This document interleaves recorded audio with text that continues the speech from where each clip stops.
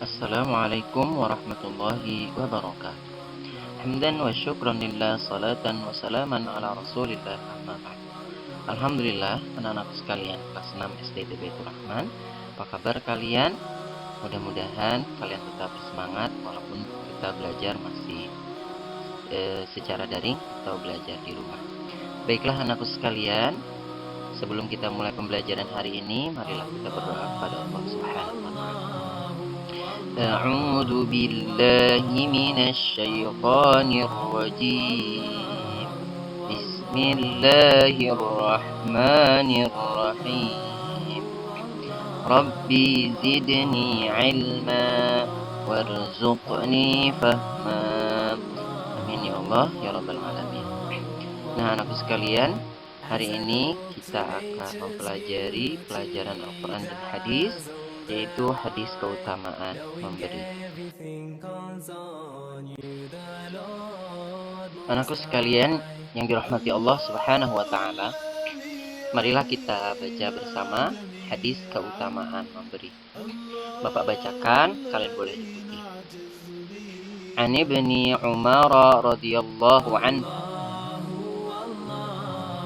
anna Rasulullah sallallahu alaihi wasallam qala al-yadul ulya khairum minal yadis sufla fal yadul ulya hiyal munfiqatu wal yadus sufla hiyas sa'ilah.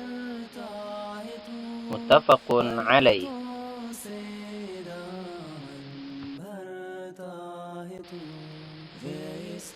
Ya anakku sekalian, selanjutnya hadis ini memiliki makna atau arti dari Ibnu Umar radhiyallahu anhu. Sesungguhnya Rasulullah sallallahu alaihi wasallam telah bersabda, tangan di atas itu lebih baik daripada tangan di bawah. Tangan yang di atas itu ialah yang memberi, dan tangan yang di bawah itu ialah yang meminta. Hadis riwayat muttafaqun alaih. Sekarang kita artikan mufradat atau kosakata dari hadis yang kita baca tadi. Al-yaddu artinya tangan, al-ulya di atas, khairun lebih baik, min daripada, as-sufla di bawah, hiya adalah al-munfiqatu yang menafkahkan, as-sa'ilah yang meminta. Anakku sekalian, hadis ini memiliki kandungan atau pokok-pokok isi atau hikmah yang terdapat dalam hadis Rasulullah sallallahu alaihi wasallam tentang bagaimana kita memiliki keutamaan memberi. Yang pertama adalah agama kita memerintahkan kita untuk bersedekah. Orang-orang yang bersedekah adalah orang-orang yang memiliki kemampuan untuk memberi sesuatu kepada orang lain. Orang yang bersedekah jauh lebih baik daripada orang yang suka meminta-minta. Bersedekah atau menafkahkan sebagian harta hendaknya diberikan kepada orang-orang yang sangat membutuhkan.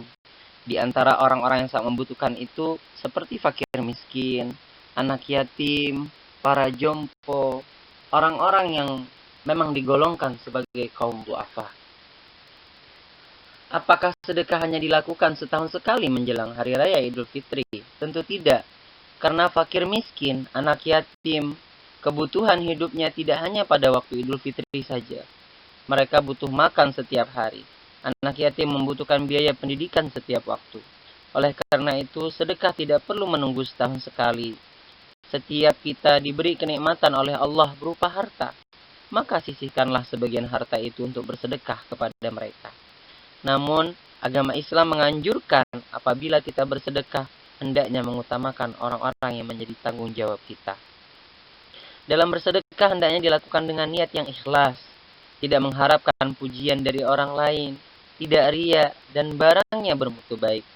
Sedekah hendaknya juga disesuaikan dengan kemampuan kita. Maksudnya, dalam memberikan sedekah hendaknya disesuaikan dengan jumlah harta atau barang yang kita miliki. semakin banyak hasil pendapatan, hendaknya semakin banyak pula dalam bersedekah. Semakin banyak uang sakumu, sebaiknya semakin banyak pula dalam bersedekah. Sudahkah ini kita lakukan sebagaimana Rasulullah Shallallahu Alaihi Wasallam perintahkan? Yang kedua, perintah untuk bekerja keras. Perintah untuk bekerja keras dapat mengubah kehidupan seseorang menjadi orang-orang yang setidaknya berkecukupan. Dengan hidup berkecukupan, kita dapat terhindar dari perbuatan meminta-minta. Bahkan apabila ada kelebihan rezeki, kita dapat memberikan sedekah kepada orang lain yang membutuhkan. Rasulullah Shallallahu Alaihi Wasallam memerintahkan kepada kita agar kita senantiasa dapat berbagi, dapat bekerja keras, sehingga kita menjadi orang-orang yang dapat memberi. Rasulullah Shallallahu Alaihi Wasallam dalam hadis riwayat Bukhari dan Muslim menyampaikan dari Abu Hurairah radhiyallahu an berkata, aku pernah mendengar Rasulullah bersabda, jika sekiranya salah seorang di antara kamu berangkat pada waktu pagi untuk mencari kayu, lalu dia memikulnya di atas punggungnya, kemudian dia bersedekah dan tidak mengharapkan pemberian dari orang lain, maka itu lebih baik baginya daripada meminta-minta kepada orang, baik ia diberi ataupun ditolak. Selanjutnya, hadis ini juga memiliki larangan kepada kita sebagai kaum muslimin. Yang pertama, kita tidak boleh menghina kepada para peminta-minta. Sebab ada kalanya ketika mereka meminta itu memang mereka dalam keadaan terpaksa. Untuk hal tersebut yang termasuk dalam kelompok ini misalnya orang-orang yang cacat, orang-orang yang sudah lanjut usia. Terhadap orang yang demikian maka kita wajib menolongnya dan tidak boleh membentaknya. Hal ini sesuai dengan firman Allah Subhanahu wa taala dalam surah Ad-Duha ayat 10. Wa ammas sa'ila fala tanhar. Dan terhadap orang yang meminta-minta, maka janganlah kamu menghardiknya. Yang kedua, larangan untuk malas bekerja. Orang yang malas bekerja akan mengakibatkan hidupnya menjadi miskin atau setidaknya tidak berpenghasilan. Dengan malas bekerja akan dapat menjerumuskan seseorang pada perbuatan meminta-minta.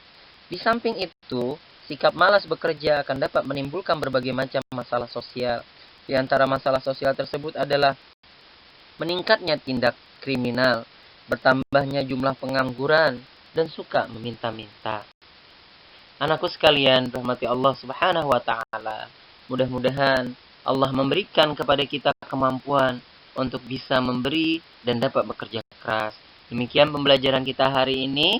Mari kita tutup dengan kalimat hamdalah. Alhamdulillahirabbil alamin. Subhanakallah wa bihamdi, asyhadu an la ilaha illa anta, astaghfiruka wa atubu ilaik. Wassalamualaikum warahmatullahi wabarakatuh.